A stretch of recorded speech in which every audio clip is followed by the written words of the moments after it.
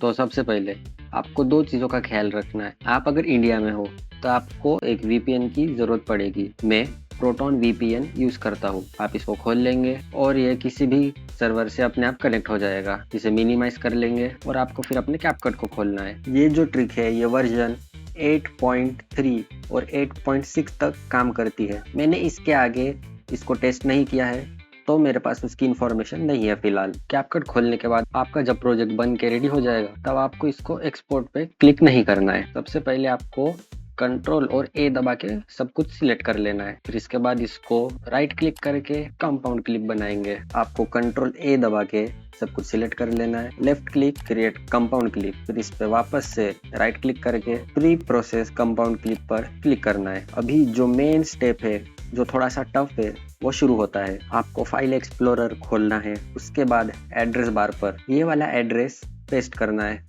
और फिर एंटर। आपको फिर नीचे जाकर जो प्रोजेक्ट का नाम है उसे ओपन करना है और फिर रिसोर्स वाले फोल्डर में जाना है और यहाँ से कॉम्बिनेशन में। अब यहाँ आपको दो वीडियो दिख रहे होंगे। ये वीडियो आपके काम का नहीं है और ये वीडियो है काम का। अभी आपको आना है कैपकट पर, राइट क्लिक और एंड टास्क। अभी आपको 10 सेकंड तक वेट करना है। अभी आपको कैपकट वापस खोल लेना है। अभी कैपकट खोलने के बाद अगर आप इसको अभी एक्सपोर्ट करने की कोशिश करेंगे तो एक्सपोर्ट नहीं होगा। तो आपको अभी जो ये वाली फाइल है इस फाइल को यहाँ पर लाके कॉपी कर देना है। ये जो है, ये जो नीचे की जो ओरिजिनल क्लिप है इसको आपको डिलीट कर देना है। अगर गलती से दोनों डिलीट हो जाते हैं तो आपको कंट्रोल Z दबा के अंडू करना है और फिर जो ऊपर की क्लिप है इसको सामने लेना है और फिर इसको डिलीट कर देना है और अभी आप अपने वीडियो को एक्सपोर्ट कर पाएंगे।